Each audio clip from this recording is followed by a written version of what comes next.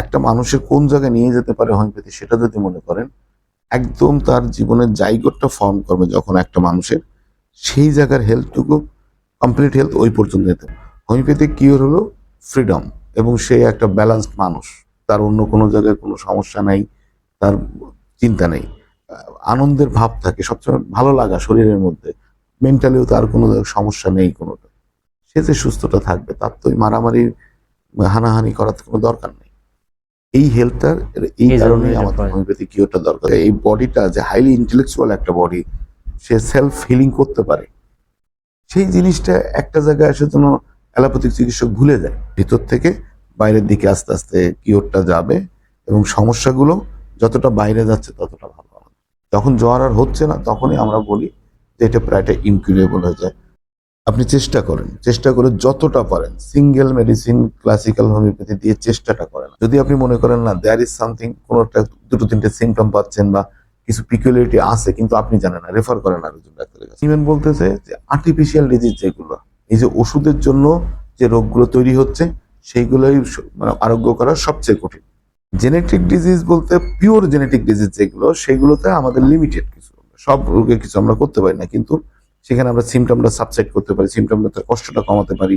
সব সময় পেশেন্টে বোঝান একটু যে আসলে কি হচ্ছে, চারপাশে যেটা হচ্ছে সেটার থেকে তাকে হোমিওপ্যাথিতে আনাটা একটু কষ্ট। একটা সময় তারা এসে যাবে, কিন্তু আপনি একটু হেল্প না করলে থাকতে পারবে না। ভুল ওষুধ, রিপিটেড একই ওষুধ চলতেছে, ভুল ওষুধ চলতেছে, প্রচুর ডোজ চলতেছে, বড় ডোজ, হাইপোটেন্সি, এইগুলোর জন্য যদি হয় ওটাকে সাইড ইফেক্ট বলা যায় না ঠিক, ওটা ভুল ট্রিটমেন্টের। হোমিওপ্যাথির ভুল ট্রিটমেন্টের জন্য মানুষের ক্ষতি হয়, কিন্তু হোমিওপ্যাথিক ওষুধে কোনো সাইড ইফেক্ট নেই। অ্যালোপ্যাথি যেভাবে ব্যর্থ হচ্ছে, বিশেষ করে আপনার ড্রাগ রেজিস্ট্যান্স যেটা হচ্ছে, অ্যান্টিবায়োটিক রেজিস্ট্যান্স যেটা, তারা কিছুটা অসহায় হয়ে যাচ্ছে, এবং ক্রনিক ডিজিজে তাদের ফেলিওয়ারটা হিউজ ফেলিওয়ার, সেখানে কিছু করার থাকতেছে না। This is effective.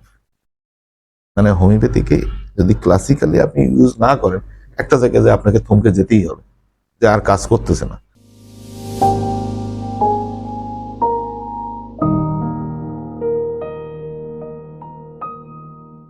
শুরুতে স্যারের কাছে জানতে চাচ্ছি যে হোমিওপ্যাথিক কিউর বলতে কি বোঝায়, আর হোমিওপ্যাথিক কিউরটা আমাদের রোগীদের জন্য কেন প্রয়োজন? এখন হোমিওপ্যাথিক কিওরের জন্য আমাদের একটু হেলথের ডেফিনেশন প্রয়োজন। হেলথের ডেফিনেশন না, এ পর্যন্ত এই কাজটা একটা ল্যান্ডমার্ক কাজ বলা যায়। ধরেন প্রফেসর জর্জ বিথল কাছে definition of health, health is freedom from pain in the physical level, having a state of wellbeing. এটা হলো প্রথম। তারপরে ইমোশনাল লেভেলে একটা হেলথের অবস্থা আছে, আর মেন্টাল লেভেল হলো ফ্রিডম ফ্রম সেলফিশনেস। এই ফ্রিডম ফ্রম সেলফিশনেস, আপনারা যদি হেলথের কথা বলছেন বা কিওরের কথা বলছেন, তার মানে কি? বেসিক জিনিস আমরা হোমিওপ্যাথি দিয়ে একদম মানুষকে সুস্থ করবো। সুস্থ করে কোন লেভেলে নিয়ে যাব, সেটা হলো অ্যাবসোলুট হেলথ। কিন্তু অ্যাবসোলুট হেলথটা খুব পাওয়া সম্ভব না, কিন্তু তার যত কাছাকাছি যাওয়া যায়, সেই হিসাবে কিওর বলতে হয় physically, mentally, emotionally total healthy state যতটা হয়। ফিজিক্যালি টোটাল পেইন নেই, having a state of wellbeing, এটা পাওয়া যায়।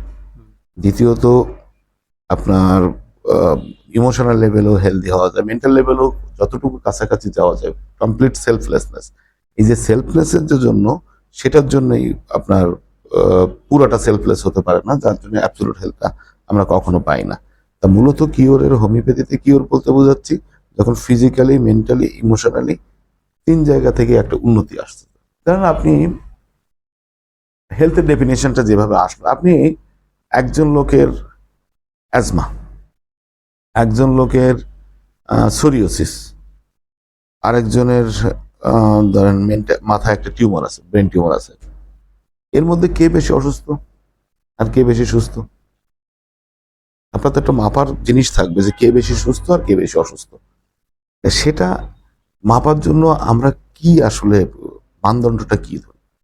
আমাদের এই পৃথিবীতে পারপাসের কথা আছে, আমরা জন্মগ্রহণ করছি পারপাস হলো ক্রিয়েটিভিটি, একটা বড় জিনিস। কে এই সমাজের জন্য কে বোঝা, আর এই সমাজের জন্য কে প্রোডাক্টিভ, কে তার জন্য উন্নতি করতে। এখন সে কতটা ব্যালান্সড, হেলদি। শুধুমাত্র আপনি ফিজিক্যাল লেভেলে ধরলে তো অ্যাজমা যে বা ব্রেন টিউমার যে সে অনেক বেশি অসুস্থ, তার কারণ ব্রেন টিউমার এটা।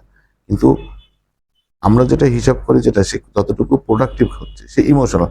একজন লোকের খুব বেশি সমস্যা নেই, সোরিওসিস তার কমেও যাচ্ছে, অ্যালোপ্যাথি মলম দিচ্ছে বারবার, এই অ্যালোপ্যাথি মলম দিয়ে তার কি আরো উন্নতি হচ্ছে না তার ভিতরের যে অর্গানগুলো সেইগুলো আরো বেশি অসুস্থ হচ্ছে?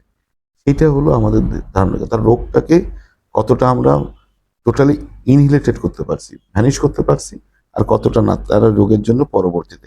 আপনি অ্যাজমা, এর আগে অ্যাজমা আপনি হোমিওপ্যাথিক ওষুধ দিলে স্কিন ডিজিজ বের হওয়ার সম্ভাবনা থাকে প্রচুর, কারণ স্কিন ডিজিজ সাপ্রেশনের জন্য যদি হয়ে থাকে তাহলে বেরোনোর সমস্যাটা 80%। আর না বের হয়ে যদি কিওরটা হয় তাও পারফেক্ট কিওর হলো না। হেরিং এর ল অনুসারে সেন্টার টু সার্কামফারেন্স, তারপরে আস্তে আস্তে পিছনের দিকে যাওয়া, যেটা সেটা আসবে। আর সেটা আসার জন্যই আমরা এই হোমিওপ্যাথিক কিওরের কথা বলি। আর হোমিওপ্যাথিক কিওরের প্রয়োজনীয়তা যেটা যদি বলেন, হচ্ছেটা কি, যদি একটু ডিপলি আমি বলি, আমাদের সমাজের কথা যদি চিন্তা করেন, এখান থেকে 50 বছর বা 100 বছর আগেও আমাদের জল্লাদ খুঁজে পাওয়া যেত না। বিশেষ করে ফাঁসির জন্যই আমরা যেটা পড়ছি, ফাঁসির জন্য জল্লাদ খুঁজে পাওয়া যাচ্ছে না। কারণ একজন মানুষের জীবন নেওয়াটা সত্যি সত্যি কষ্টের একটা ব্যাপার। যদি একজন মানুষ সুস্থ হয়, সে কি করে আরেকটা মানুষের জীবন নেয়? ভালো করে যদি এখনকার সময় চিন্তা করেন, খুব ছোটখাটো জন্য 500 টাকার জন্য 1000 টাকার জন্য মানুষ মারামারি কোনো চারপাশে। হোমিওপ্যাথিক কিওর হলো ফ্রিডম, এবং সে একটা ব্যালেন্সড মানুষ, তার অন্য কোনো জায়গায় কোনো সমস্যা নেই, তার চিন্তা নেই। বাচ্চাদের কোনো কিছু লাগে না, তারা কিন্তু খুশি। একটা বাচ্চা, 1 বছরের বাচ্চা, সে কিছু একটা পেলো তাতেই সে খুশি, তার জন্য কিছু লাগে না। মানে ভিতর থেকে আনন্দ, সুখ আর আনন্দের মধ্যে একটু পার্থক্য আছে। সুখ হলো কোনো কিছু যখন ভোগ করতেছেন তখনই সুখ, আর আনন্দ ভিতর থেকে আসে। সেই সবসময় যদি একটা আনন্দের ভাব থাকে, সবসময় ভালো লাগা শরীরের মধ্যে, মেন্টালিও তার কোনো সমস্যা নেই কোনোটা, সে যে সুস্থটা থাকবে, তার তো ওই মারামারি হানাহানি করার কোনো দরকার নেই। এই হেলথটার এই কারণেই আমাদের হোমিওপ্যাথিক কিওরটা দরকার। আরেকটা ইন্টারেস্টিং কথা, যেটা আমাদের বডিটা একটা জীবন, এই জীবনটা একটা মেশিনের সাথেই তুলনা করা হয় সাধারণত। গ্যালেনিক যে মেডিসিন, যে অ্যানাটমি, এই জায়গায় মাসেল আছে, মাসেল দিয়ে আমরা তুলতে পারতেছি, এটা একটা মেশিন। কিন্তু এই মেশিনটা যে সেলফ সাফিসিয়েন্ট এবং নিজে নিজে সে ভালো হতে পারে, সেলফ কিউরিং, এই জিনিসটা অ্যালোপ্যাথিতেও জানো। সার্জারির বেসিকটাই হলো ওই, যে আমি যদি এক্সট্রা কোনো কিছু একটুখানি বের করে ফেলি, বাদ বাকিটা বডিটা হিল করে ফেলতে পারবে। এবং ইনফ্লামেশন একটা ওয়ে, হিলিং এর একটা প্রসেস হলো ইনফ্লামেশনের মধ্যে, যে নর্মাল যে জিনিসগুলো 4-5টা ধাপ আছে সার্জারি, সেই 5টা ধাপের মধ্যে একটা হলো ইনফ্লামেশন। ইনফ্লামেশন না হলে কোনোদিন কিওর হবে, মানে হিলিং হবে না। আপনার কোথাও কেটে গেল, ওখানে একটা ইনফ্লামেশন হতেই হবে ফাইব্রাস টিস্যু আসতে গেলে। তা সেই যে ব্যাপারটা, আমরা যে এই জিনিসটা, এই বডিটা যে হাইলি ইন্টেলেকচুয়াল একটা বডি, সে সেলফ হিলিং করতে পারে, সেই জিনিসটা একটা জায়গায় আসার জন্য অ্যালোপ্যাথিক চিকিৎসক ভুলে যায়। আর এই সেলফ হিলিংটা দরকার, এবং সেলফ হিলিংটা আমাদের প্রয়োজনীয়তাটা খুব বেশি। আর সেটা যদি আমরা করতে পারি, হোমিওপ্যাথির কাজটাই হলো ওই, আপনার কিছু করার দরকার নেই। আমাদের হোমিওপ্যাথিক পোটেন্টাইজ মেডিসিন, হ্যানিম্যানের সূত্রতে কি, আমাদের পুরো বডিটা অ্যানিমেট করে একটা ভাইটাল ফোর্স আছে, সেটা যখন উল্টাপাল্টা হয়ে যাচ্ছে তখনই আমরা ডিজিজ হচ্ছে, ডিরেঞ্জমেন্ট হয়ে যাচ্ছে, মানে অর্গানাইজটা ভালো না, অর্গানাইজেশনটা বিশৃঙ্খল তৈরি হচ্ছে। সেটা সুশৃঙ্খল করার জন্য আমরা তাকে একটা স্টিমুলেশন দিই। যেহেতু ভাইটাল ফোর্স দেখা যায় না, ভাইটাল ফোর্সকে ছোঁয়া যায় না, আমাদের হোমিওপ্যাথিক তাকে ভাইটাল ফোর্সকে আপনি মাপতেও পারবেন না, ডাইনামিক ব্যাপার। এই জন্য ওষুধটাকেও ডাইনামিক পোটেন্টাইজ করি। আমাদের ওষুধ দিয়ে কেমিক্যাল কোনো রিয়াকশন হয় না, আমরা সেটা যখন দিই তখন পজিটিভভাবে নেয়। এই যেরকম একটু আগে আমরা কথা বলতেছিলাম, একটা ছেলে স্কিন ডিজিজ, তার আরো অনেক সমস্যা আছে, ওষুধ দেওয়ার পরে তার স্কিন ডিজিজটা বেড়ে গেছে, মেন্টালি তার উন্নতি হয়েছে, সেটাকেই আমরা কিওর ধরতেছি। সেটাকেই মানে প্রসেসটা ঠিক আছে, প্রসেসটা ও আগে তার মেন্টাল ফ্যাকাল্টিটা ঠিক করবে।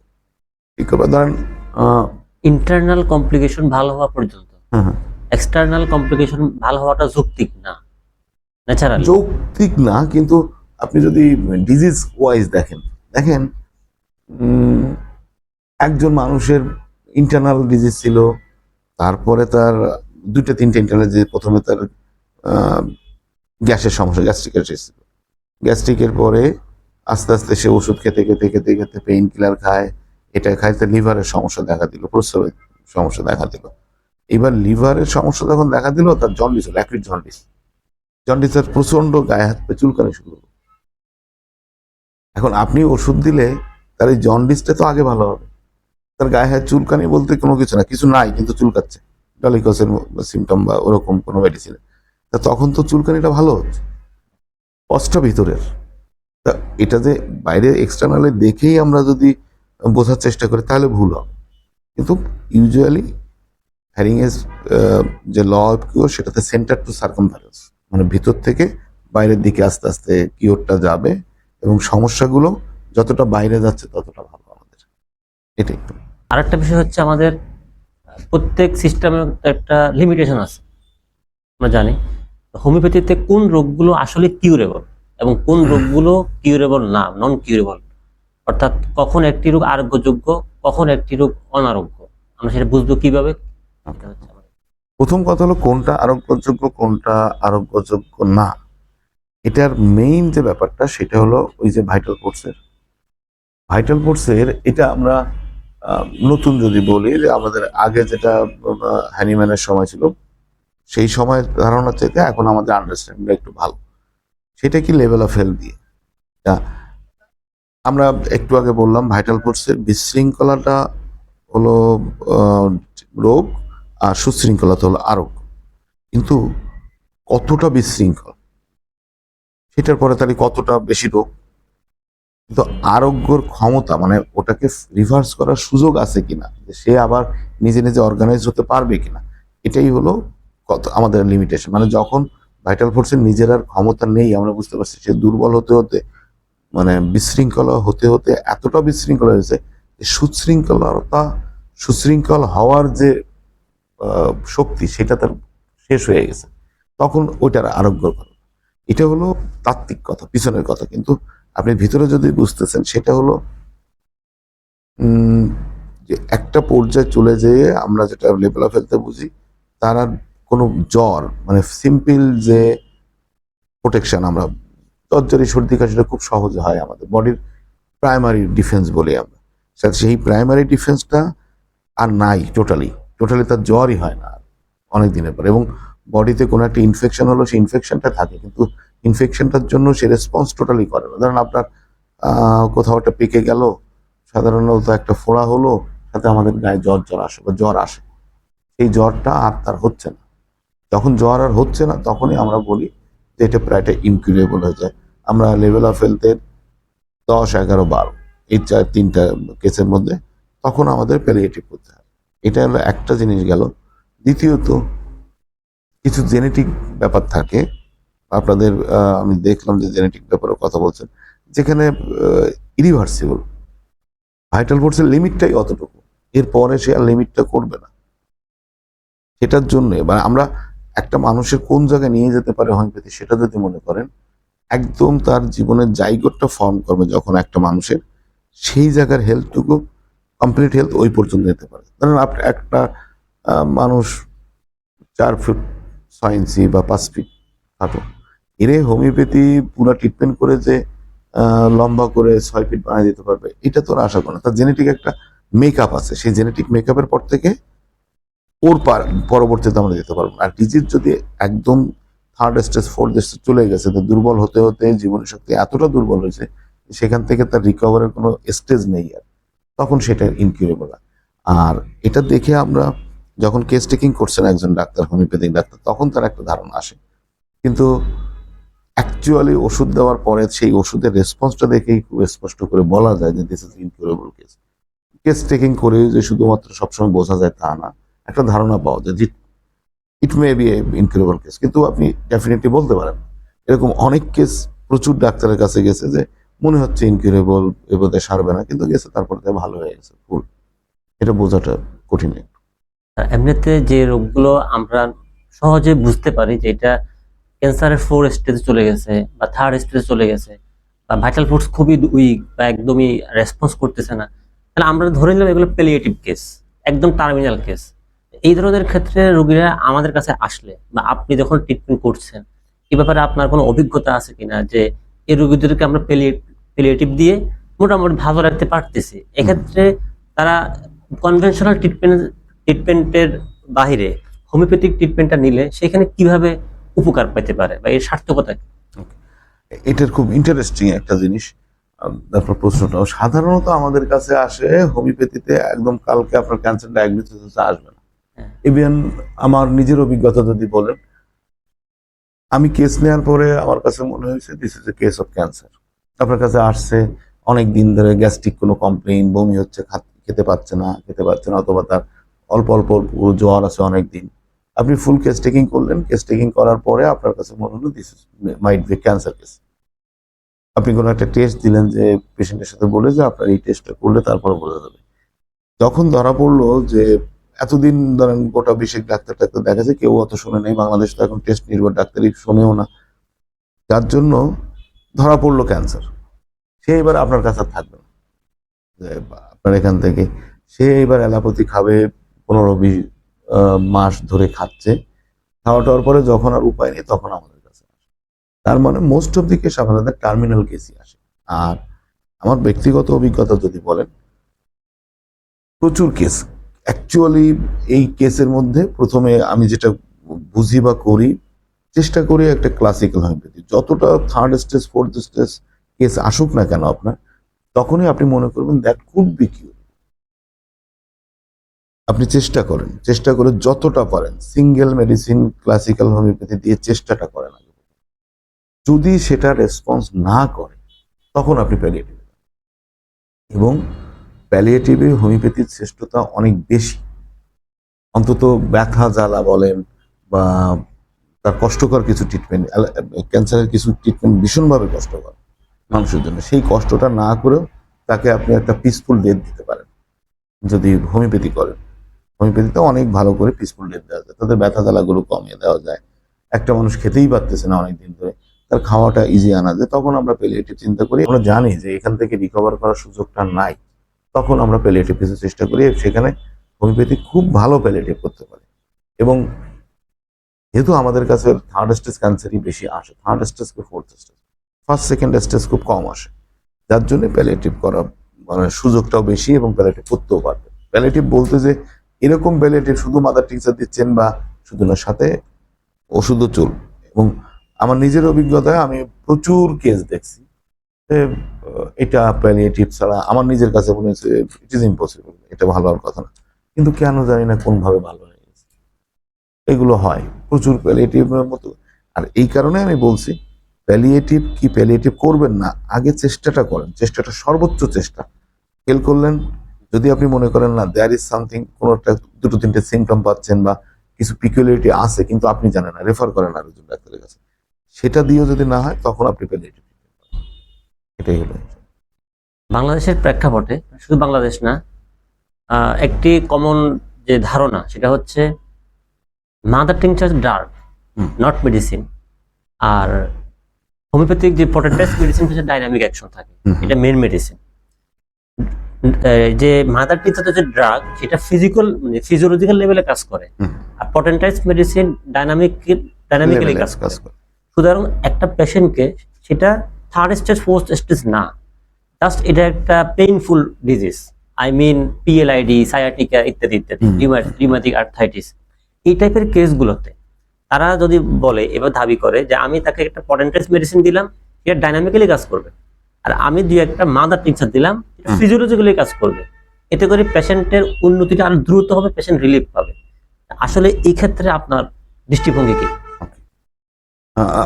আপনি মানে কি চাচ্ছেন? একটু আগে আমরা যে কথা বললাম যে আপনি কি তাকে হেলথে রিয়েল উন্নতি করতে চাচ্ছেন, নাকি মোটামুটি সে ভালো থাকলে সেটাই চাচ্ছেন? সেটাই হলো এখানকার। যদি মনে করেন না পেশেন্ট মোটামুটি উন্নতি চাচ্ছে, তার একটু স্বাস্থ্যটা ভালো হলো, তার ক্ষুধাটা ভালো হলো, দ্যাটস ইট, সেটা হলে আপনি এটা করতে পারেন। কিন্তু যদি আপনি রিয়েল ক্লাসিক্যাল হোমিওপ্যাথি করতে চান, সেখানে মাদার টিংচার দিলে আপনার একজন চিকিৎসক যদি নিজে বুঝে ডাক্তারি করে যে কি হচ্ছে, সেখানে লস।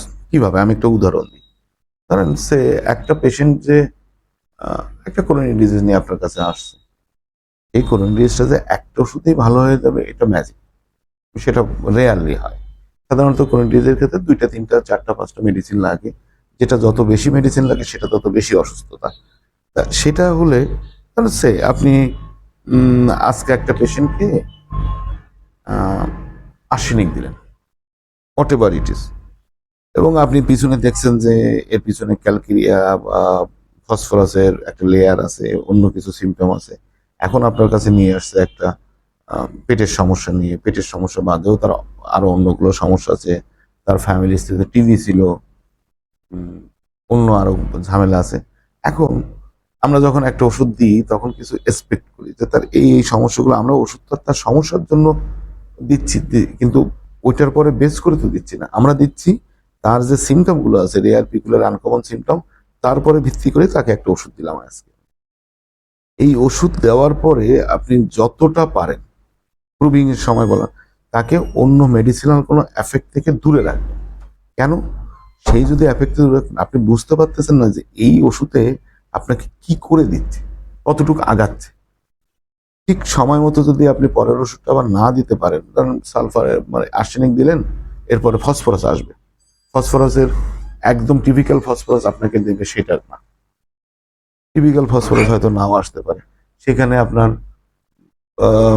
ফসফরাসের ভয়গুলোই চলে আসলো, অন্ধকার ভয়টা। আর্সেনিকের ভয় একরকম, ফসফরাসের ভয়ে আরো অন্যরকম ভয়। আগে তার রক্ত দেখলে অত ভয় করতো না, এখন তার রক্ত দেখেও ভয় করতো। বা ফিজিক্যালি তার আগে ঠান্ডা জল খেত না, গরম পানি খেত, এখন ঠান্ডা পানি খাওয়ার।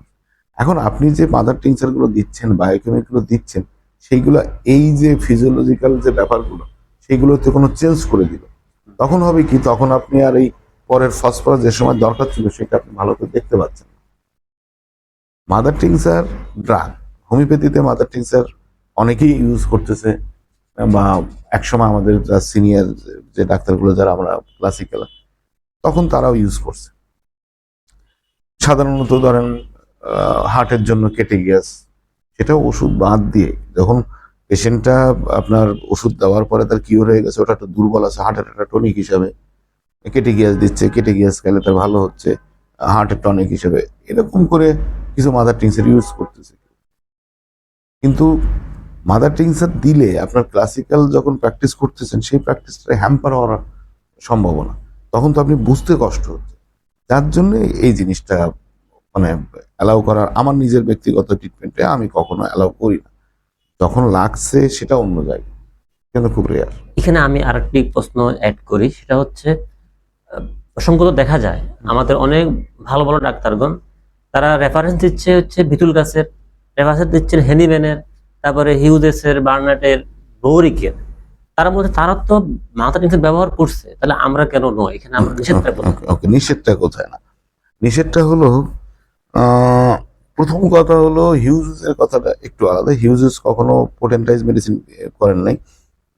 থার্ড এডিশন অফ অর্গানন, সেখান থেকে ফোর্থ এডিশন অর্গানন একটা হিউজ গ্যাপ, মানে হিউজ পার্থক্য এই দুটোর মধ্যে। থার্ড এডিশন অর্গানন পর্যন্ত হ্যানিম্যান মনে করতেন ফিজিওলজিক্যাল অ্যাকশনের পরেই মনে করতেন, কিন্তু তখন যখন পোটেন্টাইজেশন একটু বাড়লো তখন ফোর্থ এডিশন অর্গানন হলো অর্গানের একটা ব্রেক থ্রু।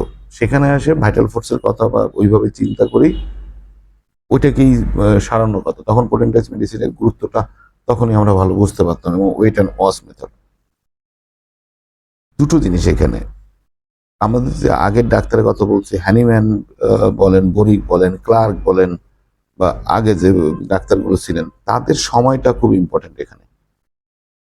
তখন সার্জারিটা আলাদা, সার্জারিটা অ্যালোপ্যাথি হোমিওপ্যাথি কারোর সাথে না, কিন্তু অ্যালোপ্যাথিক যে মেডিসিন সেটা এত উন্নত ছিল না। এভরিথিং এভরিথিং আমাদেরকে কন্ট্রোল করতে হতো। দ্বিতীয়ত ওই সময় হাইপোটেন্সির, কেন্টের আগে পর্যন্ত হাইপোটেন্সির কোনোভাবে খুবই ছিল না। আপনি এই মজার কাহিনী যেটা, এই যে ডাক্তারের কথা বললেন এর মধ্যে দেখবেন কেন্ট নাই।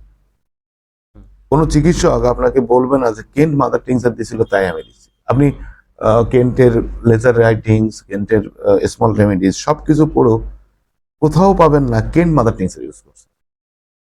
কেন্টের সময় পোটেন্টাইজেশন আছে, কেন্টের আগের যে চিকিৎসকগুলো বা কেন্টের সমসাময়িক অন্য কয়েকজন চিকিৎসক আছেন তাদের ওখানে মাদার টিংচার পাবেন। মানে এমন কিছু সিচুয়েশন আসছে যে তখন আইদার পোটেন্সিটা ওইভাবে পোটেন্টাইজ করা না, সে ওই মেডিসিনে যে এর যে হাই পোটেন্সি কি করতে পারতো সেটা করে দেখে নাই, অথবা তার কাছে অন্য একটা উপায় যেখানে হোমিওপ্যাথি না, তার কিছুটা আয়ুর্বেদ, ইউনানি এরকম একটা ট্রিটমেন্ট করতে হচ্ছে, যার জন্যই সে করছে। আপনারা প্রচুর পাবেন। আগে ছিল, আগে দেখবেন কিছু বইয়ের মধ্যে দেখবেন ব্রায়োনিয়া দিলেন, ব্রায়োনিয়া 30, ব্রায়োনিয়া 30 দেওয়ার পরে 30 পরে ব্রায়োনিয়া দিচ্ছে না, বা পালসিটিলা 30 দিলেন, 30 দেওয়ার পরে এক ডোজ সালফার দিয়ে আবার 30 দিলে কাজ করে, এরকম কিছু কথা লেখা পাবেন। এটার কারণ হলো ওই যে ওষুধটা তখন তার সিমটম আছে, বলছে যে সিমটম আছে কিন্তু 30 পরে দিতে পারছে না, ওই মেডিসিনটা হাইপোটেনসি আমাদের ছিল না, যার জন্যই মাঝখানে একটা ওষুধ দিয়ে তারপরে তারা চেষ্টা করতেছে। হাইপোটেনসি যখন এসে গেল তখন ওই মেডিসিনটার যেটা 30 দিয়ে কাজ করতেছে, 30 দিলেই কাজ করে কিন্তু আমার হয় ফিটিস পজিশনটা যাচ্ছে না, তখন ওই একই মেডিসিনের হাইপোটেনসিটা দিলে তখন আমরা কাজ পাই। This is the thing. আর এই কারণের জন্য ওনাদের রেফারেন্স ওই সময় ছিল, ওই রেফারেন্স যাদের আছে। হ্যানিম্যান যদি ব্যক্তিগতভাবে হ্যানিম্যানের কথা বলেন, সেখানে একটা ইন্টারেস্টিং, হ্যানিম্যান তো পুরো সময়টা মানে পরীক্ষা নিরীক্ষার মধ্যে যাচ্ছে, কতটা ভালো করে কোনটাতে হয়, তার জন্য তিনি অনেক কিছু ব্যবহার করছেন। তিনি অল্টারনেটিভ মেডিসিন ইউজ করছেন, এটা সকালে ওটা বিকালে, দিনে 2-3টে মেডিসিন একসাথে করে ব্যবহার করছেন। এটি এভরিথিং ওয়াজ এক্সপেরিমেন্টাল মানে প্রয়োজনে, কিন্তু হ্যানিম্যান যেটা বলে গেছে অর্গানে সেটা আপনি দেখেন। ফুজা, আমাদের অনগরণে ফুজার কথা, এক্সটার্নাল ইউজের কথা হ্যানিম্যান বলে গেছেন। It can be rare case, এটা বিশেষ কোনো ব্যাপারের জন্য হয়, কিন্তু ওই আগে যে কথা বলছিলাম যে মাদার টিংচার হলে যে সমস্যাগুলো হতে পারে সেটা আমরা বুঝি, এবং ওই ডাক্তাররাও বুঝতেন, কিন্তু তারাও ইউজ করছে একটা বিশেষ কারণ, সেটা এই সব কিছুর জন্য এটা না। এবং হ্যানিম্যান সময়টা তার যে এক্সপেরিমেন্টাল ভিউর জন্য তাকে বাদ দিতে পারেন। তারপরের যে ডাক্তার, আপনি কেন্ট এবং কেন্টের স্টুডেন্টদের মধ্যে মাদার টিংচারের কোনো খোঁজই পাবেন না, খুবই কম পাবেন। তখন বিশেষ করে আমাদের হাতে হাইপোটেন্সি চলে আসছে, 1M 10M সেটা চলে আসছে, তখন এই জন্য আর তখন মাদার টিংচারের ইউজটা খুব বেশি। এটা মূলত স্থানকাল পাত্রভেদে এটা হয়তো করা হয়েছে বা এখন হ্যাঁ, করা যেতে পারে। তখনকার ছিল। এখনো ফ্যাক্টরটা হলো আপনার প্রয়োজনীয়তাটা কি। আপনি যখন একটা মেডিসিন দিলেন, সে আমি সিফিয়া 200 দিলাম, এখন এবার হলো এই যে আপনার কেন্ডি 12 অবজারভেশন, ভিতর কাছে 22 অবজারভেশন, আপনি সিপিআর দিলেন, সিপিআর দেওয়ার পরে 1 মাস 2 মাস 1 মাস পরে আপনার কাছে পেশেন্টটা আসলো। এখন আপনি সাথে দুটো মাদার টিংচার দিয়ে রাখছিলেন, বায়োকেমিক দিয়েছিলেন, এখন আপনি সিপিয়া আপনার কতটুকু কাজ করলো আর আপনার মাদার কাজ করলো না, একটা সিমটম নেই, একটা সিমটম আছে, 2টা সিমটম আছে, 2টা সিমটম নেই। এখন তো আপনাকে একটা ডিসিশন নিতে হবে, আপনি ওয়েট করবেন, নতুন কোনো মেডিসিন দিবেন, না ওটা ওই মেডিসিনটা আবার রিপিট করবেন। এই ডিসিশনটা নিতে গেলে তো কিসের পরে নেবেন আপনি? সিমটমের পরেই। এখন সিমটম নিতে গেলে কোন সিমটমটা আপনার এই ওষুধের জন্য হয়েছে আর কোনটা মাদার টিংচার জন্য হচ্ছে, এটা তো আপনি বুঝতে পারবেন না। আপনার ওইখানের সিদ্ধান্তটাই উল্টে যাবে। যার জন্যই তো মাদার টিংচারটা আমরা ওই একসাথে দিতে চাই না, সেটা আমার ব্যক্তিগতভাবে আমি ওই জন্য দিতে চাই না। এবং ক্লাসিক্যাল হোমিওপ্যাথি সেটাই বলে যে ওইটা দিলে আপনি ফলো আপটা করতে পারবেন।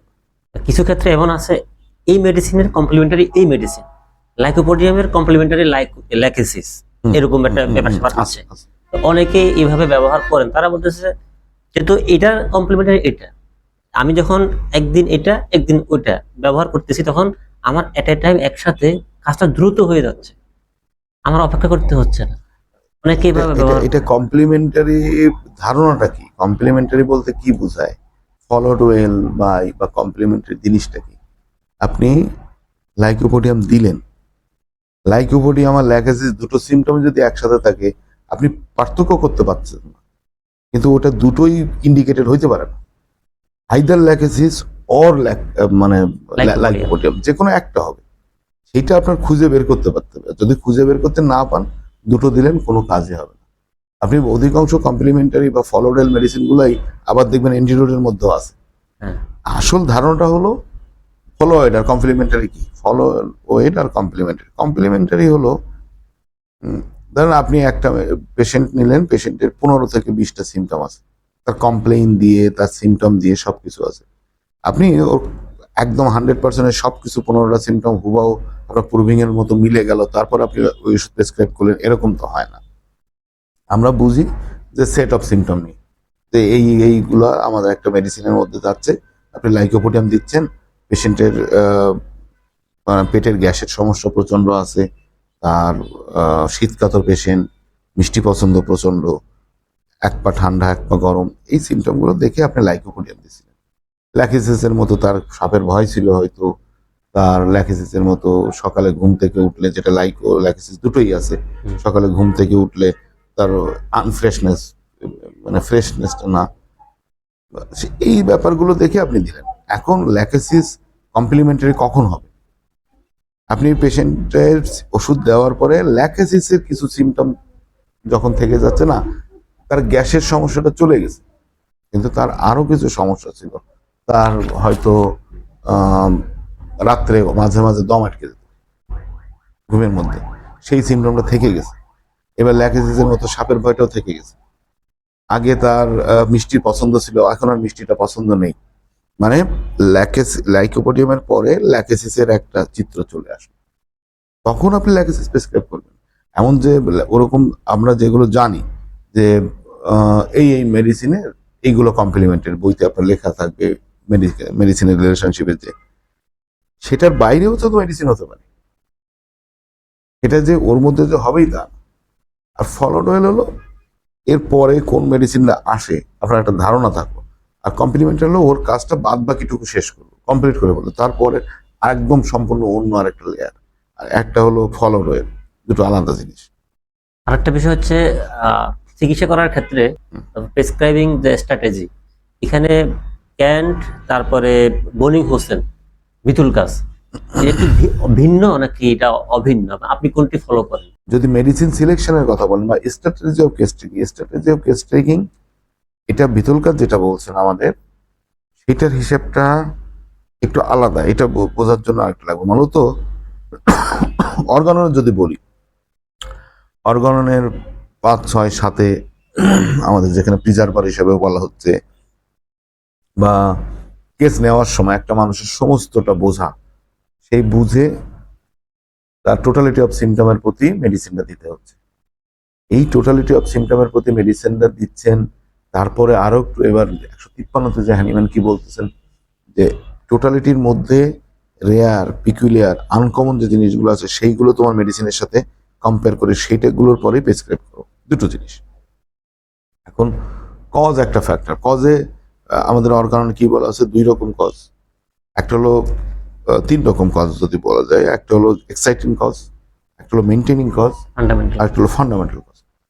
You always have to remove the maintaining cause. Maintaining cause যদি আপনি রিমুভ করতে না পারেন, খুব বেশি কোনো কাজে লাগবে না। এখন কজেশনের কথা বলছে, কজেশন একটা পার্ট, কিন্তু সেটাই সবকিছু না। আমরা যখন স্ট্র্যাটেজির কথা বলি, স্ট্র্যাটেজির কথাটা খুব গুরুত্বপূর্ণ। এটা আপনাদের নতুন, ক্লাসিক্যালি আমরা যারা প্র্যাকটিস করি তারা, এটা হলো কি টোটালিটি অফ সিমটমের পরেই তো আমাদের প্রেসক্রিপশন করার কথা সবসময়। এটাই অর্গানের মূল। এবং টোটালিটির মধ্যে যে রেয়ার, পিকুলিয়ারিটি, আনকমন আছে তাইতে আমরা সিলেকশন করি। কিন্তু বর্তমান সময়ে আমি যদি একটু আপনাদের ব্যাকে যাই, অ্যাপোরিজম 39, সেখানে হ্যানিম্যান বলতেছেন যে সবচেয়ে কঠিন রোগ কোনগুলো, ইনকিউরেবল রোগ কোনগুলো, যে রোগগুলা চিকিৎসা করা খুব কঠিন, সেটা হ্যানিম্যান বলতেছে যে আর্টিফিশিয়াল ডিজিজ যেগুলো, এই যে ওষুধের জন্য যে রোগগুলো তৈরি হচ্ছে, সেইগুলোই মানে আরোগ্য করা সবচেয়ে কঠিন। এই হ্যানিম্যান এই কথা যখন বলছেন, ভালো করে বুঝে দেখেন, এখান থেকে 250 বছর আগের কথা, 250 বছর বেশি। তা সেখানে হ্যানিম্যান বলতেছেন যে ঔষধি যে রোগগুলো সেইগুলো সারানোই সবচেয়ে কঠিন। তখন মানুষ মুড়ি মুড়কির মতো পেইন কিলার খেত না, অ্যান্টিবায়োটিক তখন ছিলই না বললে চলে। পেইন কিলার, অ্যান্টিবায়োটিক, গ্যাসের ওষুধ এখন যেটা যা আছে, এরপরে সাইকোরিলেটিক প্রচুর মেডিসিন আছে। এই যে সবকিছু নিয়ে যে জিনিসটা, তখন ওষুধ ছিল যেটা, তার চাইতে এখন ওষুধের পরিমাণটা প্রচন্ড বেশি, এবং কোনো পেশেন্টই সেগুলো তো ওষুধের কথা বললাম। এরপর আছে পলিউশন, বিভিন্ন ধরনের লেড পলিউশন আছে, আমাদের খাবার দাবারের মধ্যে কীটনাশক, সার, সবকিছু মিলায়ে একটা মানে কমপ্লেক্স একটা সিস্টেম তৈরি করতেছে। এই কারণে আইদার আপনি যখন টোটালিটি অফ সিমটম পরে প্রেসক্রিপশন করতে যাচ্ছেন, তখন দেখতেছেন যে 2টা 3টা 4টা মেডিসিনের সিমটম পাচ্ছেন, টোটালিটি দিয়ে সিঙ্গেল মেডিসিন আপনি পৌঁছাতে পারতেছেন না। তখন ভিতর কাছে আমরা তো তখন চেষ্টা করতে হবে, আমি টোটালিটি পাইলাম না বলে ওষুধ দেবো না, না, কিছু তো আমাদের খুঁজতে হবে কি হচ্ছে কোন জায়গায়। আমাদের যে ওষুধগুলো অ্যালোপ্যাথিতে ইউজ করা হয় সেইগুলোর মধ্যে অধিকাংশ হলো তার ফিজিক্যাল কমপ্লেনের জন্য এই ওষুধগুলো ইউজ করা হয়। সেই ফিজিক্যাল কমপ্লেনের জন্য ইউজ করা হয়, ফিজিক্যাল সিমটম গুলো সাবসাইড হয়ে যায়, আমরা দেখতে পাই না যে ফিজিক্যাল একটা সিমটম কি। একজন মানুষ প্রচুর লবণ খেত, অ্যালোপ্যাথি ডাক্তার তাকে বলছে লবণ আপনি খাবেনই না, তারা কি বুঝানো বা ওষুধের জন্য সে লবণ খান। আপনি একটা মিউর পাচ্ছেন কিন্তু সে লবণ পছন্দ করে না। এই জন্য ভালো করে খুঁজতে হয় যে কি হলো না হলো। কিন্তু স্ট্র্যাটেজি অফ কেস টেকিং এর জন্য এই একটা টোটালি অফ সিমটমের মধ্যে কি থাকে, টোটালি অফ সিমটমের মধ্যে মেইনলি থাকে আপনার কিছু মেন্টাল সিমটম থাকবে, তার ফিজিক্যালি কিছু কমপ্লেন থাকবে, কমপ্লেন তো অনেক, কিন্তু আমাদের কোনটা থাকবে তার মধ্যে কি নোট কোনটা, আমরা সেই কি নোটগুলো বের করব। 3 নম্বর কি আছে, তার কজটা কি, কজও থাকে, আর তারপরে তার রোগের ধরনটা কি, কি ধরনের রোগ থাকে, এটাই থাকে। টোটালিটি অফ সিমটম যখন পাচ্ছি না তখন আমরা কোনটার পরে স্ট্র্যাটেজি গুরুত্ব দিই, সেটাই হলো স্ট্র্যাটেজি অফ কেস টেকিং। সেখানে প্রথম আমাদের বলছি এসেন্স।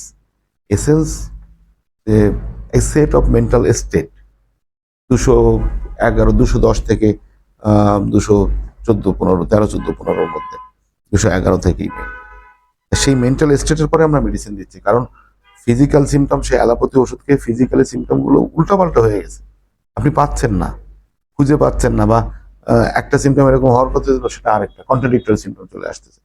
এই কারণের জন্য আমরা এসেন্সে পেয়েছিলাম। এসেন্সও পেলেন না, এসেন্স আমরা সবকিছু জানি না, বা মেন্টাল তার স্টেটটা বোঝাটাও কঠিন। 3 নম্বরে আসি, এবার কি নোট দিয়ে যদি আমরা কিছু পাই তাহলে কি নোট, যদি না পাই কজেশন। কজেশন 2টা, যদি আপনি এক্সাইটিং কজ পান ওকে, এক্সাইটিং কজের পরে প্রায় করলেন যে আঘাতের পরের থেকে এটা, আর না হলে ক্রনিক কেস। আর তখনও যেটা না পাই তখন ওই পেশেন্টটার একদম বেসিক যে জিনিসগুলা, যে তার সমস্যাটা কি, এসেনশিয়াল, তার সমস্যা হলো পেটে আর মাথায় একটু ব্যথা আছে, পেট ব্যথা মাথা ব্যথা কমন কি, ওই মাথা ব্যথার ধরন কি, অথবা তার একটা ফোড়াটা প্রচন্ড লাল ফোড়া দপদপে, অনেকগুলো সমস্যা আছে কিন্তু তার মেইন সমস্যা তো এটাই, এখন এই ফোড়াটাই তার বড় সমস্যা। আগে আমরা লাল দপদপে গরম আছে ওই জায়গাটা বেলেডোনা দিয়ে শুরুটা করবো, তার রিলিফটা দেওয়ার জন্য, তারপর আস্তে আস্তে সূত্র পাবো। এই আরো একটি গুরুত্বপূর্ণ প্রশ্ন হচ্ছে, অর্গাননের 11 নম্বর সূত্রের ফুটনোটে বলা হচ্ছে যে স্মল পক্সের হয় এভাবে যে চুম্বক এবং লোহার আকর্ষণের যে একটা ডাইনামিক প্রভাবে এটা হয়, কিন্তু আধুনিক বিজ্ঞান বা আধুনিক চিকিৎসায় যে বলা হচ্ছে ভাইরাসের কারণে এটা হয়। তাহলে এই দুটি কথার মধ্যে তো একটা কন্ট্রাডিকশন দেখতে পাচ্ছি, এটা আসলে কেমন? কন্ট্রাডিকশন না, অ্যাকচুয়ালি কন্ট্রাডিকশন না। অ্যাকচুয়ালি ওই সময় তো ভাইরাস ব্যাকটেরিয়া ওই সময় ভালো জানা যেত না। হ্যানিম্যান বলছে যে রোগের কারণটা একটা অদৃশ্য শক্তি, এবং স্টিল সেটা অদৃশ্য। আপনি ভাইরাস বললো সেটা মাইক্রোস্কোপ দেখতে, আমরা খালি চোখে তো দেখতে পাই না। চুম্বকের মধ্যে বলতে যেটা উনি বলতেছেন, ওই জায়গা ভালো করে পড়ে দেখবেন, এটা যদি আধুনিক হিসাবে আপনি করতে চান, আমরা ধরেন যেটা এয়ারবর্ন জীবাণু, বায়ুবাহিত যে জীবাণুগুলো, তা তো পথে ঘাটে ভরা, হাসি কাশি পথে ঘাটে দিচ্ছে, আপনি বাজারে যাচ্ছেন, পথে ঘাটে চলছেন, তখন তার জন্য যে ব্যাপারটা সেটা হলো আপনার যদি প্রিডিসপোজিশন থাকে তা ওটা আপনার শরীরে টেনে নেবে আরো। এটা কি, এটা হলো জীবাণুটার হোস্ট সে পাচ্ছে, যে তার ভালো হোস্ট সে যেটা থাকছে, সে চুম্বকের মতো টেনে নিচ্ছে, বলতে হোস্ট ওটাতে আক্রান্ত হচ্ছে, তার টাকায় চলে আসতেছে। কিন্তু যাদের মধ্যে ওই প্রিডিসপোজিশনটা নেই কিছুই হচ্ছে না, ব্যাপারটা জাস্ট এরকম।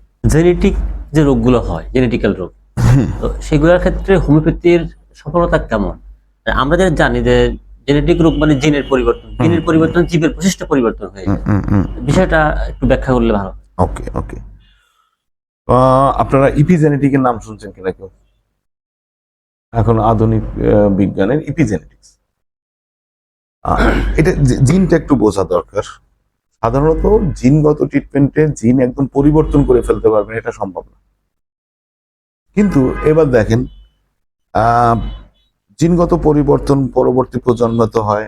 একটা মানুষের মধ্যে ছোটবেলাতে বড় হয়েও, ধরেন আপনার একজন মানুষের ঠান্ডা লাগতো, ঠান্ডা লাগার ধাত, তার বংশে ঠান্ডা লাগার সবাই দাঁত, অথবা তাদের বংশে সবারই পাইলস আছে, তাদের সবারই পেটে ব্যথা, তারপরে ওইগুলো তো আমরা সারি। জেনেটিক ডিজিজ বলতে পিওর জেনেটিক ডিজিজ যেগুলো, সেগুলোতে আমাদের লিমিটেড কিছু, সব রোগে কিছু আমরা করতে পারি না, কিন্তু সেখানে আমরা সিমটমটা সাবসেট করতে পারি, সিমটমটা তার কষ্টটা কমাতে পারি, বা তার হয়। কিন্তু জেনেটিক রোগ সারেও বেশ কিছু রোগ আছে।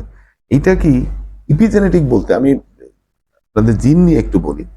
জিনের ক্রোমোজোমের যে ভিতরে যে ব্যাপারগুলো, সেগুলো হলো ধরেন তার আপনার জেনেটিক্সে ডায়াবেটিক্স আছে, এটা অফ অনের মতো ব্যাপার, যে ডায়াবেটিক্স আছে আবার নেই। আপনার ওইটা যদি মানে একটা লাইট জ্বলে ওঠার মতো দুই পাশে, যে ওই ডায়াবেটিক্সের জন্য যে জিনটা আছে সেটা আপনার যদি মানে জ্বালানো, মানে সেটা অন করা না অফ করা, সেটা যদি অন করা হয় আপনি অসুস্থ হবেন, আপনার ডায়াবেটিস হবে। যদি আপনার ফ্যামিলিতে আছে কিন্তু ওটা যদি অফ করা থাকে, তাহলে আপনার ডায়াবেটিস হবে না। একটা ফ্যামিলিতে ডায়াবেটিস থাকলে তার 5টা সন্তান, তার বাপ মার ডায়াবেটিস ছিল, 5 জনের তো ডায়াবেটিস হয় না। এটা হলো ইপিজেনেটিক্স এর কথা বলে। ইপিজেনেটিক্স হলো আপনি একটা মানুষকে যদি বনে জঙ্গলে বসবাস করতে দেন, সে কোনোদিন মানুষের দেখে নাই তার বোনের মতো, তার সে মানে বন্য মানুষের মতো কিছুটা হয়ে যাবে। তার মানে তার জেনেটিক্স এর, আমাদের যে আচার ব্যবহার, আমাদের এনভায়রনমেন্ট চারপাশে, এনভায়রনমেন্ট বলতে ব্রড স্পেকট্রাম এনভায়রনমেন্ট বলছি, তার খাওয়া দাওয়া, পলিউশন, এভরিথিং। সেই যে ইপিজেনেটিক্স পরিবর্তন এনেই হোমিওপ্যাথি এই যে কেসগুলো ভালো করতে পারে, মানে অফ অন করা, যেটা কারণ ওই জেনেটিক্সটা অ্যাক্টিভ আছে, সেই জিনটা কমায় দিল। কিন্তু জেনেটিক পরিবর্তন বলতে ওইরকম না যে ওই একটু আগে বলছিলাম যে একটা মানুষ 5 ফিট তারা 7 ফুট তৈরি করতে পারে, সেটা না। তার লিমিটের মধ্যে সর্বোচ্চ তারা ইপিজেনেটিক্সেই যতটুকু পরিবর্তন করা দরকার, সেই পরিবর্তনটুকু মানে হোমিওপ্যাথি আনতে পারে, সেটুকুই সফল। এরকম অনেক কেসই পাওয়া যায়। আরেকটা বিষয় হচ্ছে, অনেক সময় আমরা যখন সঠিক একটা রেমেডি দেওয়া হয়, চিকিৎসক ক্লাসিক্যালি সঠিক রেমেডি দিলেন, এরপরে পেশেন্টের মেন্টালি ইমোশনাল সে ইমপ্রুভ, কম হোক বেশক ইমপ্রুভ, আরোগ্যটা পজিটিভ দিকে হচ্ছে, কিন্তু পেশেন্টের ফিজিক্যাল লেভেলের কষ্টগুলো অনেক বেড়ে গেছে বা কিছুটা বেড়ে গেছে। এখন তারা কি করে, সেটা অধৈর্য হয়ে অনেক সময় তারা অ্যালোপ্যাথির কাছে যায়। তখন তারা এটাকে বলে যে ডাক্তার বা হোমিওপ্যাথি খেয়ে আপনার সর্বনাশ করে ফেলছে। অনেক সময় চারপাশের মানুষরাও এটাকে খুব বেশি ট্রিগার করে। তো এই ধরনের ক্ষেত্রে আসলে আমাদের করণীয় কি? অ্যাকচুয়ালি প্রথম কথা হলো পেশেন্টকে বলা। আপনি যখন কেস নিচ্ছেন তখন বুঝবেন যে এই ওষুধে তার এই জিনিসগুলো পরিবর্তন আসতে পারে। ধরুন স্কিন ডিজিজ, আপনি কদিন আগে তার প্রচন্ড স্কিন ডিজিজ ছিল, এখান থেকে 1.5-2 বছর আগে তার এখন স্কিন ডিজিজে ভালো হয়ে গেছে মরণ ফলনে, এখন তার প্রচন্ড গ্যাস্ট্রিক সমস্যা। আপনি কেস নিলেন, ভালো করে বুঝলেন যে আপনার সিলেক্টেড মেডিসিন, ভালো মেডিসিন সিলেক্ট করছেন। পেশেন্টকে আগেই বলা, দেখেন আপনার এই ওষুধ দিলে কিন্তু আপনার স্কিন ডিজিজ ফেরত আসবে, এটাও হোমিওপ্যাথি তো ভালো হবে, কিন্তু ওই কষ্টটা আপনাকে সহ্য করতেই হবে, কারণ আপনি মলম মাখছেন।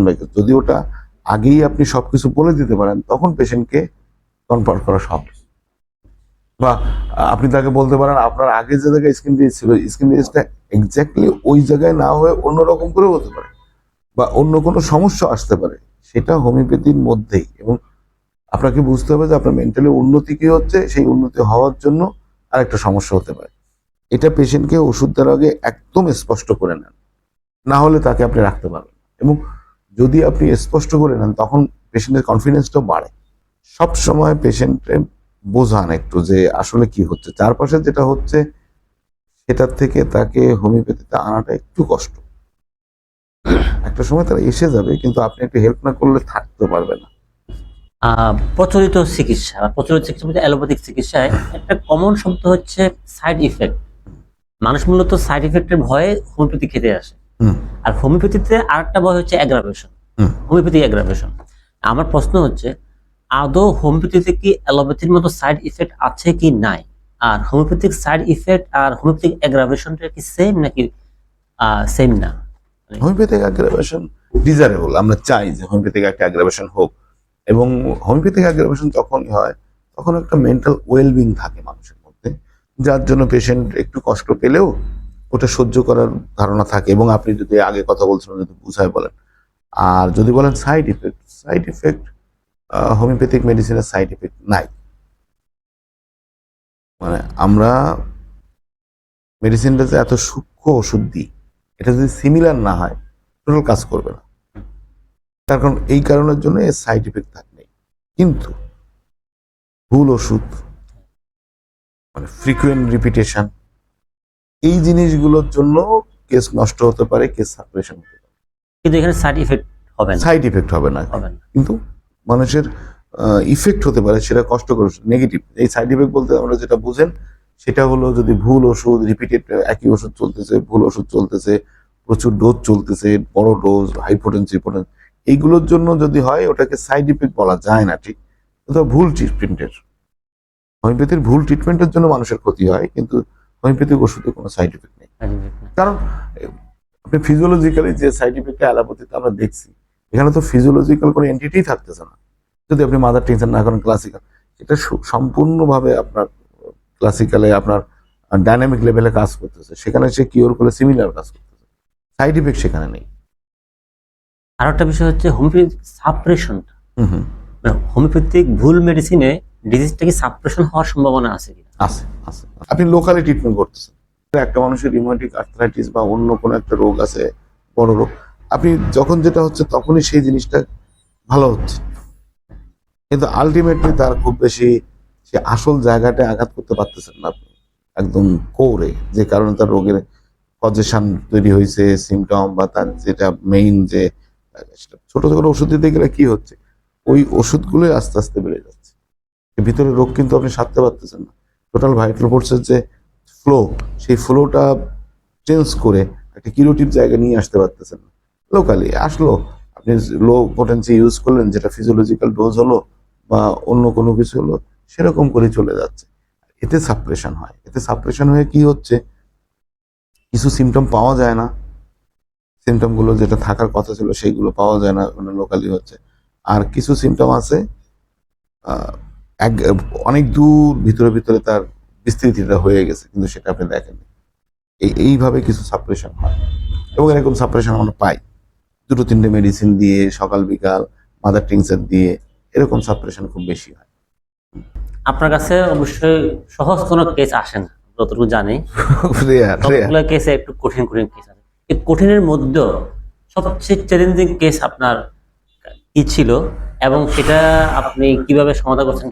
এই কেস সমাধান করতে আসলে টেক্সট বুকের সাহায্য দিয়ে হয়েছে, নাকি আপনার ব্যক্তিগত অভিজ্ঞতা থেকে আপনি এটাকে সমাধান করতে পারেন? এরকম একটা বলা কঠিন, একটা যে চ্যালেঞ্জিং, এটা একটা বলা কঠিন। মানে আপনি যেভাবে বলছেন চ্যালেঞ্জিং, চ্যালেঞ্জিং যদি বলেন তা সেটা বেশিরভাগ চ্যালেঞ্জিংটা আসে, তারা একটা মেডিসিন দিলেন, ওয়েল অ্যান্ড গুড, কিন্তু তারপরে কিছু রিয়াকশন, তখন আপনি কি করবেন, সেটা হলো। টেক্সট বুক বলতে আপনাকে পড়তে হবে, আর অভিজ্ঞতায় যেগুলো আসে, যেটা তখন আপনার নিজের অভিজ্ঞতাটা, এটাকে খুব বেশি মনে হয় না যে আমি কোনো কষ্ট করছি বা চিন্তা করছি বা এরকম কিছুই না। এরকম প্রচুর কেস আছে যে ওষুধ দিলাম, আমি এক্সপেক্ট করতেছি একটা, হচ্ছে সম্পূর্ণ আলাদা, তখন পাজল। বা ফার্দার আপনাকে আবার কেস নিতে হচ্ছে, কেস নিয়ে দেখে শুনে তখন ওষুধ দিতে হচ্ছে। নর্মালি কদিন আগে আমাদের পেশেন্টটা, উনি মারা গেছেন, আগে তার একটা ক্যান্সার হয়েছিল বোধহয়, কি ক্যান্সার সেটা ভালো হয়েছিল হোমিওপ্যাথিতে, ফার্দার তার আবার ল্যাং ক্যান্সার ধরা পড়লো। ওটাও হসপিটাল থেকে আসছে, এখান থেকে যে বাড়ি নিয়ে যাবে, তাহলে হোমিওপ্যাথি করে ওষুধ থাকো, ওরা আর অ্যালোপ্যাথি ওষুধ দিচ্ছে না। ওনার আর্টস দেওয়াতে মোটামুটি হেঁটে চলে এসে মরচে যায়। এখন তখন সে সবকিছুই করে বেড়াচ্ছে, এরপরে নিজে নিজে একদিন হাঁটাচলা করতে যে মানে বাজারে যায়, বাজারে যে ছোট মানুষের মতো চানাচুরো খায়, খুব ভালো ছিল সে, তারপরে স্ট্রোক করে। এখন স্ট্রোক করছে সেটা তার বাড়ির লোকও বুঝতে পারেনি, এখন আমাদের এখানে আছে, সে কথাই বলতেছে উল্টা পাল্টা, তার প্যারালাইজ নেই, হাতে একটু বল কম পাচ্ছে, হাতে ব্যথা তাই বলতেছে। কিন্তু এই অবস্থায় কথা বলতে বলতে বলতে বলতে তার কাছে তখন পাওয়া গেল যে সে স্ট্রোক করছে। আর্নিকা দিয়ে দিলাম, তখন আর্নিকা দেওয়ার পরে কিছুটা উন্নতি হলো, কিন্তু তারপরে তার আবার একটু সমস্যা হলো, হসপিটাল নিয়ে গেল, সে হসপিটাল থেকে পরে যে এক্সপায়ার করছে। কিন্তু চ্যালেঞ্জিং হলো এইগুলা পাবলিকের কাছ থেকে সত্যি কথাটা বের করা। পেশেন্ট আপনার কাছে সবসময় সত্যি কথা বলেন, এবং আপনার মানে বলবে এক সময়, কিন্তু আপনাকে বুঝতে হবে যে না, দ্যার ইজ সামথিং রং, সত্যি কথা সে বলছে না। এটাই হলো বোঝাটা। এবং এরকম প্রচুর কেস থাকে চ্যালেঞ্জিং কেসে, মানে ক্যান্সার পেশেন্ট আসতে গেলেই সবগুলো চ্যালেঞ্জিং হয়। আমার তবে আরো একটা মজার কাহিনী, যেটা কিছু চ্যালেঞ্জিং কেস থাকে, পেশেন্টের ধারণা যদি হোমিওপ্যাথিতে, ধরেন অ্যালোপ্যাথিতে সে হিল্লি দিল্লি বহুত দূর ঘুরে টুরে এসে আপনার কাছে যখন আসতেছে, আপনার ওষুধ দিলে বেটার ফিল করতেছে, পেশেন্টের একটা এক্সপেকটেশনটা প্রচন্ড ভাবে বেড়ে যায়, আর সেটা আপনাকে ভুল করায় দেওয়া। মানে আপনি একটা ওষুধ দিলেন, তার ব্যথাটা কমে গেল, 50% 60% কমে গেছে, কিন্তু তার ধারণা 60% কেন, আমার তো 100% কমে যাওয়ার কথা। এই সময়টা যে এতদিন যে ডাক্তারি করছে তার জন্য যে প্রয়োজন, সেটা মানে তার বুঝতে পারছে না। এবং সে যখন বলতেছে না খুব বেশি কমতেছে না, কষ্ট পাচ্ছে, এখনো কষ্ট পাচ্ছে, আপনি যদি ভুল করেন, এটা যদি একদম মানে খুব সূক্ষ্মভাবে বিচার করতে না পারেন, তখন আপনি মেডিসিন চেঞ্জ করেন, পেশেন্ট এক্সপায়ার করে, পেশেন্ট আবার লস্ট হয়ে যাবে, এগুলো ভুল হয়ে যায়। এবং এরকম কিছু ভুলের মধ্যে আমি পড়ছি, চ্যালেঞ্জিং কেসের মধ্যে। শেষ পর্যায়ে চলে আসছি। আমাদের একটি গুরুত্বপূর্ণ কোশ্চেন হচ্ছে, বর্তমানে ক্লিনিক্যাল রিসার্চ এবং বায়োমার্কার স্টাডিজ হোমিওপ্যাথিকে একটা নতুন আলোচনা নিয়ে আসছে। আমরা যেটা বিগত কয়েক মাসে বা কয়েক বছর দেখতে পাচ্ছি। তো আপনার মতে আগামী 20 বছরে হোমিওপ্যাথির রিসার্চ গুলো বা হোমিওপ্যাথির অ্যাকসেপ্টেন্সটা এটা কত দূর যেতে পারে? আমি বিশ্বাস করি খুব বেশি দিন লাগার কথা না, খুব বেশি হলে 50 ইয়ার্স। আগামী 50 বছরের মধ্যে সেটা হোমিওপ্যাথি থাকবে কিনা এটা নিয়ে আমার সন্দেহ। মানে অ্যালোপ্যাথি যখন এটাকে টেক কেয়ার করে নিবে, তখন মনে হয় না এটার চেহারাটা এরকম থাকবে। প্রথমত হোমিওপ্যাথির এখন নতুন নতুন আধুনিক বিজ্ঞানের যে ব্যাপারটা ছিল, যে আপনার বোধহয় লাস্টলি এই যে একটা রিসার্চ পেপারের কথা দেখছিলেন আপনারা, আমি ওখানে যে আপনাদের কলেজে যে বলছিলাম যে আল্ট্রা হাই ডাইলেশন যেটা আছে, সেটা ডিপ লার্নিং এর মধ্যে পাওয়া গেছে যে হোমিওপ্যাথিক মেডিসিনের মধ্যে পানি না, সেই পানিগুলো আলাদা আলাদা, তাদের নিজস্ব কিছু ক্যারেক্টারিস্টিক্স আছে, সেগুলো আলাদা আলাদা। ওরা মেটে 230 বা শুধু পানি, এদের মধ্যে আলাদা আলাদা কম্পনাঙ্ক আছে, তাদের ফ্রিকোয়েন্সিটা আলাদা। সেটা খুব যদি বুঝতে পারছি, এর মধ্যে যে ঘটনাটা ঘটে গেছে, আমাদের ফিজিক্স এবং quantum physics, particle physics, quantum physics বা ক্লাসিক্যাল ফিজিক্স যেটাই বলেন না কেন, এদের মধ্যে কিছু দ্বন্দ্ব তৈরি হয়েছিল, এবং সেই দ্বন্দ্বগুলোর মিটানোর জন্য নতুন নতুন কিছু থিওরি চলে আসছে। এবং বিজ্ঞানের যে অগ্রগতি হচ্ছে, এতে খুব তাড়াতাড়ি আমরা ডার্ক ম্যাটার বা নিউট্রিনো, যে জিনিসগুলো নিয়ে আমাদের বেশ দ্বন্দ্ব আছে বিজ্ঞানে, সেইগুলোর নতুন কিছু জিনিস পাওয়া যাবে। তখন হোমিওপ্যাথি নিয়ে, হোমিওপ্যাথিটাকে আরেকটু বেটার ভাবে চিন্তা করা হবে, বা তাকে এক্সপ্লেনের নতুন নতুন জিনিস সায়েন্টিস্টরা খুঁজে দেখবে, সেটা একটা। দ্বিতীয় হলো এই যে বায়োমার্কারের কথা বলতেছেন, বা আমাদের একজনই রিসার্চ করতেছে যে বায়োমার্কার গুলো কিভাবে চেঞ্জ হয় হোমিওপ্যাথি ওষুধ দেওয়ার পরে। মাঝখানে আমি একটা শেয়ার করছিলাম বোধহয়, যে ইনভিট্রো, ইনভিট্রো মানে গ্লাসের মধ্যে, মানে বডিতে না, পোটেন্টাইজ হোমিওপ্যাথিক মেডিসিন ইনভিট্রোতে, মানে এনভায়রনমেন্টটা ওরকম লাইভ এনভায়রনমেন্ট করলে সেখানে তার ইফেক্টটা আছে। মানে ওখানেও তো ভাইটাল ফোর্স কিছু না কিছু আছে, সেটা পুরো একটা বডি থেকে আলাদা, কিন্তু ওটা লাইভ থিং, তো সে লাইভ থিং এর যে আছে সেটাকে অল্টার করতে পারে। এর মানে বাইরেও অনেকগুলো পরীক্ষা নিরীক্ষা নতুন করে তৈরি হচ্ছে, এবং তারপরে এআই এখানে একটা ফ্যাক্টর। ধরেন এমন হতে পারে, প্রত্যেকটা মানুষের মেন্টালি কিছু চেঞ্জ হয়, তার মুখের ভিতর কাছের একটা থিওরি ছিল যে যত মানুষ আছে তাদের যদি ইলেকট্রিক্যালি ভাবে, তাদের গায়ের গন্ধ, তাদের ঘাম, তাদের রক্ত, তাদের প্রত্যেকটা মানুষের গন্ধ আলাদা। প্রত্যেকটা মানে কুকুর তার মনিবরা আলাদাভাবে চিনে, এবং কুকুর শুকে তাদের ঘ্রাণ শক্তিটা এত বেশি। তো ওরকম প্রযুক্তি যদি আসে যে শুধুমাত্র ঘ্রাণটা শুকিয়ে একটা মেডিসিন সিলেক্ট করা যাবে, কয়েকটা প্যারামিটার থাকতেছে, আর কয়েকটা প্যারামিটার আপনার ব্লাড নিল, আপনার ঘাম নিল, আপনার স্যালাইভা নিল, এরকম করে কম্বিনেশন করে তার জন্য এটাই তার মেডিসিন। এরকম বেশ কিছুগুলো হতে পারে। এবং তবে যেটা নিয়ে এটা পজিটিভ আছে, নেগেটিভ আছে। মানে আমাদের এখনকার সময় এটা চলতে, যে ম্যাটেরিয়ালিস্টিক ভিউটা কিভাবে চলে আসলো, এটা একটা বড় জিনিস। সায়েন্স কিন্তু এরকম ছিল না। সায়েন্স মূলত 1700 সালের দিকে এসে পার্থক্য হয়ে গেছে। তখন যেটাকে আজকে এখন তারা মেটাফিজিক্স বলে বাদ দেয়। স্পিরিচুয়ালিটি সায়েন্সের মধ্যে নাই। যেগুলো চোখে দেখা যায় না বা যেগুলোকে কোনোভাবে পরিমাপ করা যায় না, সেগুলো সায়েন্সের মধ্যে নাই। কিন্তু পৃথিবীতে এরকম প্রচুর জিনিস আছে যেগুলোকে সায়েন্স বা ফিজিক্স এক্সপ্লেন করতে পারে না।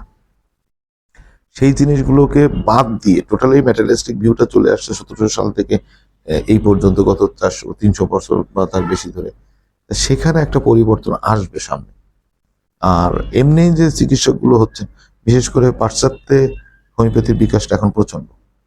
আর যদি রেভলিউশনটা হয়, সেটা তৈরি হওয়ার জন্য কয়েকটা জায়গার মধ্যে ইন্ডিয়া একটা, জার্মানিতে ওরাও কিছু কাজ করতেছে, খুব হিউজ কাজ, সুইডেনেও কাজ আছে, নেদারল্যান্ডসে কিছু কাজ আছে। তাই এই জিনিসগুলোতে কিছু পরিবর্তন আসবে। বিশেষ করে ফ্রান্সের কয়েকজন ডাক্তার আছেন, তারা মানে এক এক ধরনের উন্নতি হচ্ছে। কিছু জায়গায় সমস্যাটা হচ্ছে কি, এর মধ্যে সমন্বয়গুলো খুব কম।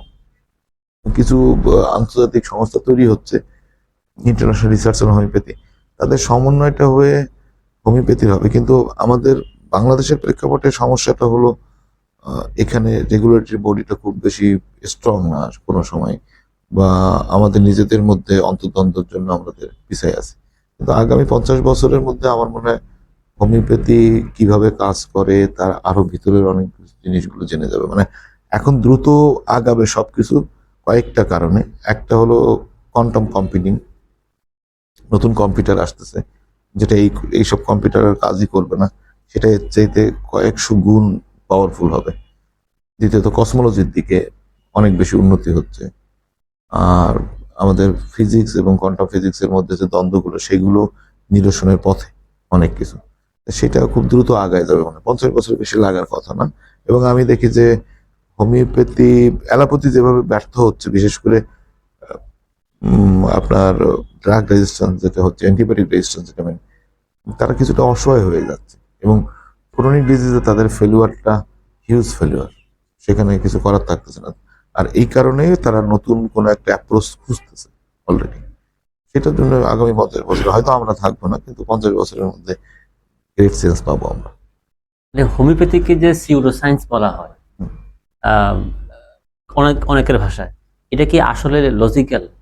এটা সিভিল সায়েন্স বলা হচ্ছে ওই একটা কারণেই, সেটাই তো বললাম যে ম্যাটেরিয়ালিস্টিক যে ভিউটা, সেটা বলাটা এখন আর সুযোগটা নেই। সুযোগটা আস্তে আস্তে কমতেছে, যে আমরা পোটেন্টাস মেডিসিনের মধ্যে যে পাওয়ার পাচ্ছি বা যা পাচ্ছি, সেটা তো হচ্ছে। এটা তো হোমিওপ্যাথির ব্যর্থতা নয়, এটা তো বিজ্ঞানের ব্যর্থতা।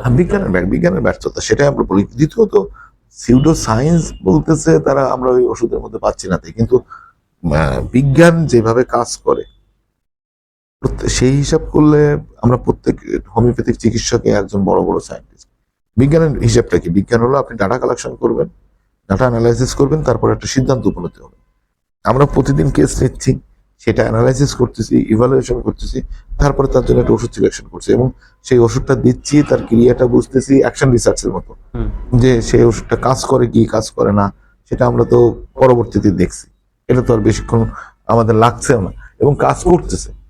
কিভাবে কাজ করতেছে না এটা প্রমাণ করাটা আমরা থিওরি দিতে পারি, কিন্তু যেহেতু আমরা দেখাতে পারছি না, কিন্তু রমন স্পেকট্রোস্কপি, ডিপ লার্নিং আর আর্টিফিশিয়াল ইন্টেলিজেন্স দিয়ে আমরা যে কাজগুলো এখন করতে পারছি, এরকম আরো কিছু পরীক্ষা নিরীক্ষা সামনে হবে। আর যখন হবে তখন জিনিসটা বোধহয় এরকম থাকবে না তখন বলার। কিন্তু অন্য অনেক ব্যাপার আছে, সোশিও ইকোনমিক ব্যাপার, সোশিও পলিটিক্যাল ব্যাপার, সবকিছু মিলায় হোমিওপ্যাথি যাইতে কষ্টটা হবে। কিন্তু আমার বিশ্বাস যে আগামী 50 বছরের মধ্যে এগুলো ভেঙে চুরে একটা নতুন কিছু তৈরি হবে। সেখানে এই হোমিওপ্যাথিকে জোর করে যেটা দাবায় রাখা হয়, সেইটার সম্ভাবনাটা কমে আসবে। আপনি তো বাংলাদেশের ই-লার্নিং কোর্স বিতুল কাসের ইন্টারন্যাশনাল একাডেমি অফ ক্লাসিক্যাল হোমিওপ্যাথির কোঅর্ডিনেটর। হুম। তো এটা একটা হোমিওপ্যাথির জগতে একটি বিশেষ আলোড়ন সৃষ্টি করছে।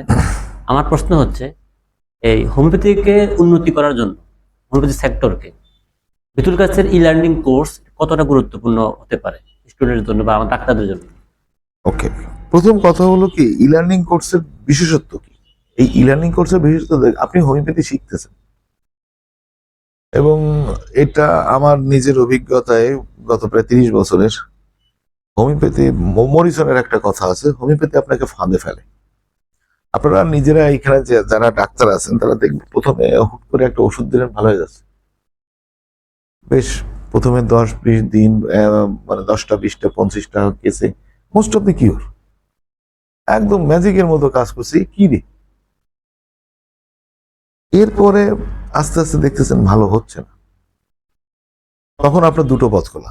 একটা হলো আপনি যেভাবে যেভাবে শুধু ডাক্তারি হয়ে গেলেন, মানে আমার তো ডাক্তার হতে হবে, পেশেন্ট রাখতে হবে, ভালো হচ্ছে না, তা এখন তো অন্য পথ কি আছে তাই দেখি, হোমিওপ্যাথি তো কাজ করে না, এটা বলতে পারেন।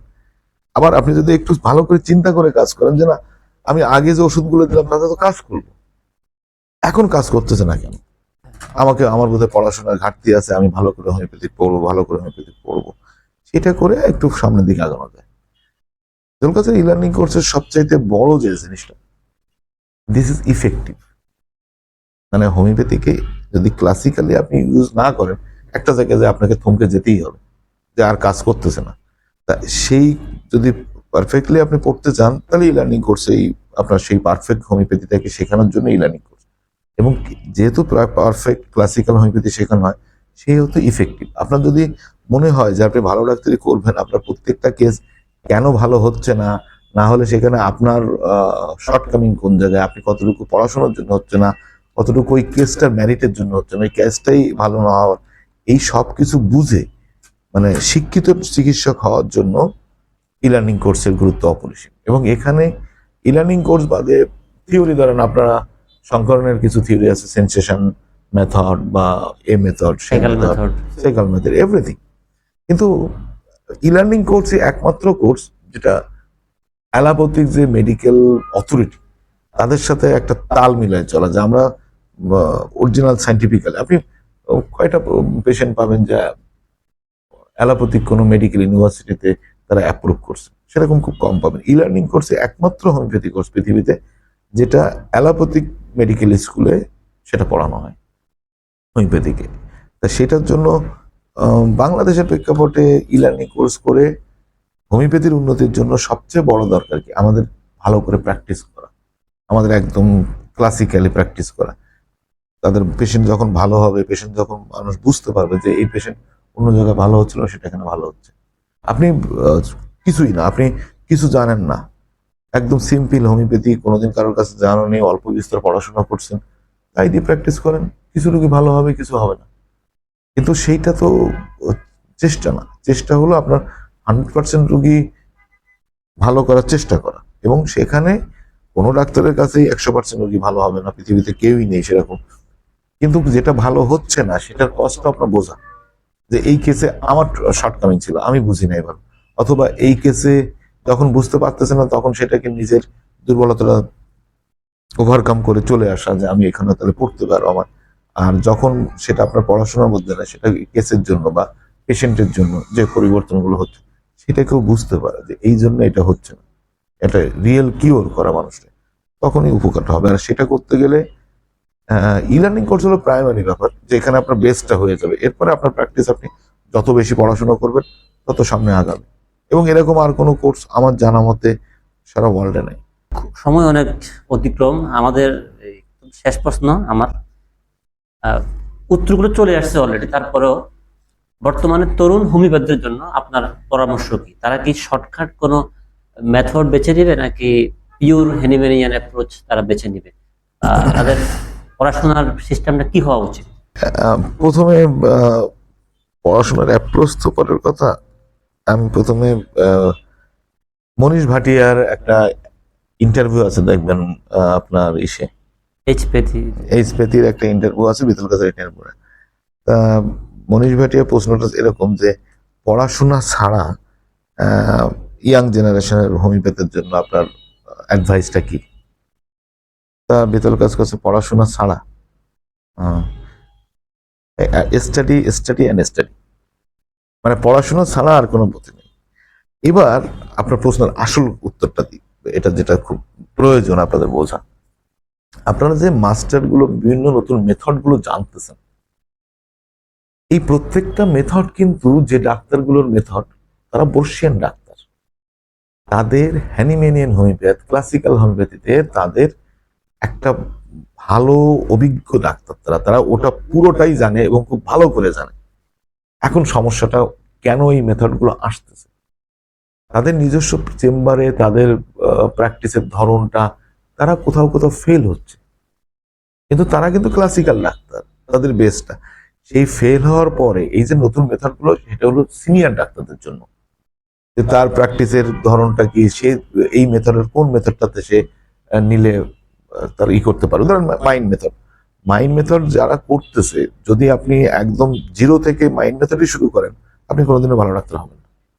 কিন্তু যে মানুষটা ক্লাসিক্যাল হোমিওপ্যাথি করতেছে 20 বছর ধরে, সে যখন মাইন্ড মেথড করতেছে, তার নর্মাল কেসের মধ্যে দিয়ে অ্যাপ্রোচ গুলো, নতুন নতুন অ্যাপ্রোচ নেওয়াটা খারাপ কিছু না। সব কেসে যে একই অ্যাপ্রোচ ক্লাসিক্যাল হোমিওপ্যাথিতে আমরা সবসময় পারি তা না, কিছু অ্যাপ্রোচ থেকে যাচ্ছে, পাশে থেকে যাচ্ছে কিছু পেশেন্ট, যেটা রিয়েলি কঠিন। কারণ এখন যে অ্যালোপ্যাথিক মেডিকেশন, কেমিক্যাল মেডিকেশন, সেটা হিউজ সাপ পড়তেছে, যার জন্য আমাদের অন্য নতুন নতুন অ্যাপ্রোচ লাগে। কিন্তু সেই অ্যাপ্রোচটা একজন সিনিয়র ডাক্তার যার 20 বছরের অভিজ্ঞতা আছে সেই করুক। কিন্তু নতুন আপনাকে বেসটা যদি করতে হবে, সেটা একদম ক্লাসিক্যাল বেস যদি না হয়, আপনি আগে করলে কিছুই বুঝবেন না, কিছুই হচ্ছে না, আপনি বুঝলেনই না হোমিওপ্যাথিটা কি, এবং সেখানে আপনার ওই মেথড কি করতেছেন সেটা অন্ধের হাতে দেখার মতো হবে। যেটা যে যখন বলতেছে সে তখন, কিন্তু আমি যে কথাগুলো বলছি আপনি শুনে যাচ্ছেন, কিন্তু না, আপনি সেটা বিচার করেন। কথাটা আপনার যুক্তি তর্ক গল্প, আপনারা তো একদম ছোট মানুষ না, আপনাদের তো নর্মাল কথা বলার হিসাব আছে, সেই আপনার যে জ্ঞান বুদ্ধি আছে সেটাতে চিন্তা করেন। এবং নতুন ডাক্তাররা ক্লাসিক্যাল হোমিওপ্যাথির বেসটা হয়ে যখন করতেছেন, সেই বেসটা অন্তত পক্ষে 20 বছর ডাক্তারি করার পরে তখন আপনি অন্য মেথডে যান। কিন্তু প্রথমে অন্য মেথড আসলে আপনার হোমিওপ্যাথিক কেরিয়ার বলে কিছু থাকবে না, ওটা আপনি বেশি দূর যেতে পারবেন না ওখানে, এটা নিশ্চিত। ধন্যবাদ স্যার Thank you, আমাদেরকে thank you. আপনার গুরুত্বপূর্ণ সময় দেওয়ার জন্য। আপনাদের ধন্যবাদ।